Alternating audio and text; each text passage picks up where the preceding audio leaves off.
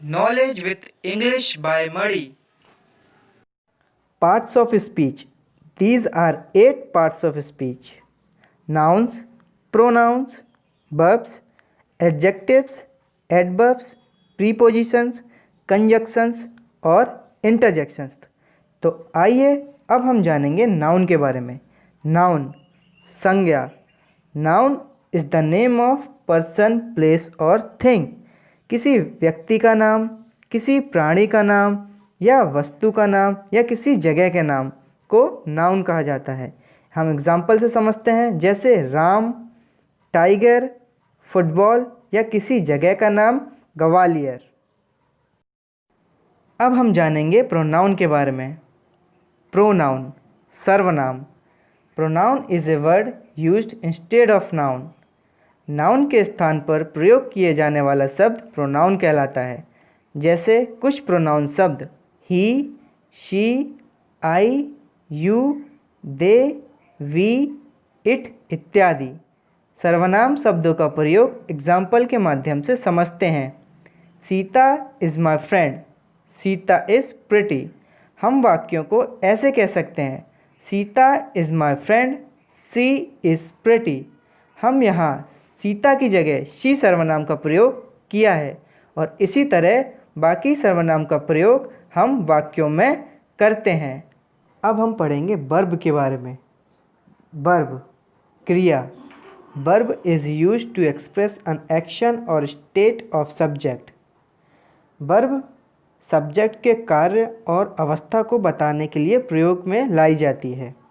जैसे हम यहाँ 2 पिक्चर्स देख रहे हैं, जिसमें लड़की वह अपने कपड़े धो रही है, she is washing her clothes, और दूसरी पिक्चर में वह रो रहा है, ही इज़ वीपिंग।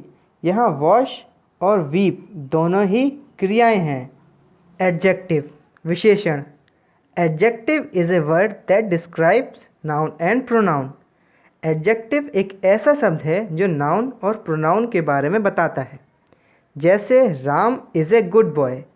यहाँ पर राम की विशेषता है गुड, राम एक अच्छा लड़का है। और दूसरे एग्जाम्पल में हम देखते हैं he is a bad boy. यहाँ पर उसकी विशेषता है बैड, वह एक बुरा लड़का है। यहाँ हमें एक बात ज़रूर जाननी होगी कि क्वालिटी अच्छी भी हो सकती है और बुरी भी हो सकती है, जैसा कि हम दूसरे एग्जाम्पल से समझते हैं, he is a bad boy. एक और एग्जाम्पल लेते हैं, Ram is a clever boy. यहाँ पर क्लेवर एक विशेषता है राम की। एडवर्ब क्रिया विशेषण। Adverb modifies verb, adjective and another adverb. Adverb verb के बारे में, एडजेक्टिव और दूसरे एडवर्ब के बारे में कुछ अतिरिक्त बात बताता है। जैसे he did the sum quickly, उसने तुरंत सवाल किया। यहाँ क्विकली एक एडवर्ब है। दूसरे एग्जाम्पल से हम समझते हैं, this flower is very beautiful. यहाँ वेरी एक एडवर्ब है जो बताता है यह फ्लावर बहुत ही सुंदर है। प्रीपोजिशन, जिसका अर्थ पूर्वसर्ग होता है। Preposition is a word that connects noun और pronoun in a sentence. Preposition noun और प्रोनाउन या अन्य शब्दों का दूसरे शब्दों के साथ संबंध बताता है। एग्जाम्पल से समझते हैं, there is a bird in the garden. बगीचे में एक पक्षी है। दूसरा example, the girl is fond of music. लड़की संगीत की शौकीन है। यहाँ इन और ऑफ दोनों ही प्रीपोजिशन हैं। कंजक्शन संयोजक। A conjunction is a word used to join words और सेंटेंसेस। कंजक्शन 2 शब्दों या 2 वाक्यों को जोड़ता है। कुछ कंजक्शंस हम आपको बताते हैं, एंड, बट, सो, ईदर और इत्यादि। एग्जाम्पल के माध्यम से हम इन्हें समझते हैं। Rama and Hari are cousins. Ram और हरी दोनों कजिन्स हैं। 2 and 2 मेक 4। 2 और 2 4 होते हैं। इन दोनों ही वाक्यों में एंड कंजक्शन का प्रयोग किया गया है। इंटरजेक्शन विस्मयादि बोधक। Interjection is a word which expresses sudden feeling.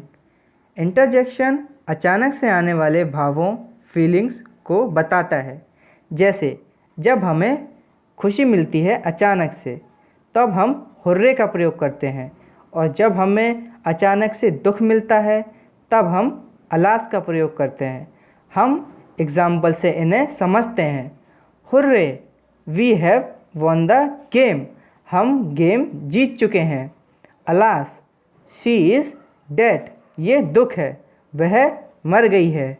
यहाँ इमेजेस से भी पता पड़ता है कि एक जगह हुर्रे की इमेजेस का प्रयोग किया गया है, दूसरी जगह सैड इमेजेस का प्रयोग किया गया है। इंटरजेक्शन शब्दों के आगे हमेशा एक्सक्लेमेशन चिन्ह होता है। इस वीडियो लेक्चर में हमने आपको पार्ट्स ऑफ स्पीच की बेसिक पर ज़रूरी जानकारियाँ दी हैं। जब हम इन्हें अपने नेक्स्ट वीडियो लेक्चर में डिटेल में जानेंगे तो ये बेसिक नॉलेज होना बेहद ज़रूरी है। Thank you for watching. अब हम मिलेंगे अपने नेक्स्ट वीडियो लेक्चर में। Please subscribe, like and share.